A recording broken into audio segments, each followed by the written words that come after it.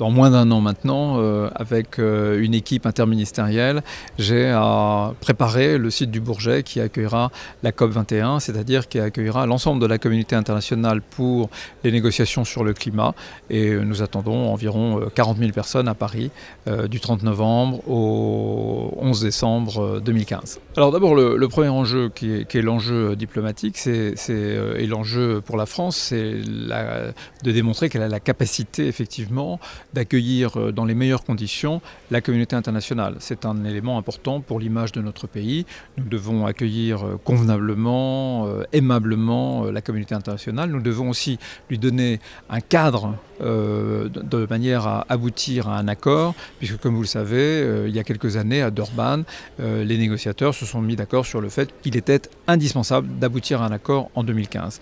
Alors il faut que dans sa forme, la conférence que nous allons monter au Bourget, puisque le gouvernement a choisi d'organiser la conférence au Bourget, que la conférence du Bourget donc soit au niveau, à la hauteur et dans l'esprit de la Convention sur les changements climatiques, donc éco-responsable, accueillante, une bonne démonstration de ce que sait faire notre pays en termes d'accueil. Laurent Fabius, devant le comité 21 il y a quelques instants, a rappelé que la gastronomie en particulier, la restauration était un élément important. Nous ne devons pas affamer les délégués internationaux. Après avoir présenté la candidature de la France pour l'organisation de cette COP21, l'une des premières décisions du gouvernement français a été justement d'associer très largement la société civile. Ce n'est pas toujours le cas. Certains organisateurs, pour des raisons qui leur sont propres, avaient choisi de rester entre négociateurs. Le gouvernement français estime aujourd'hui que la négociation ne peut plus se faire sans que les parties prenantes, c'est-à-dire effectivement ce que vous avez mentionné, les entreprises, les syndicats, les ONG, les femmes, les jeunes, les chercheurs, les collectivités territoriales, il y a 9 piliers de la société civile sans qu'ils soient représentés.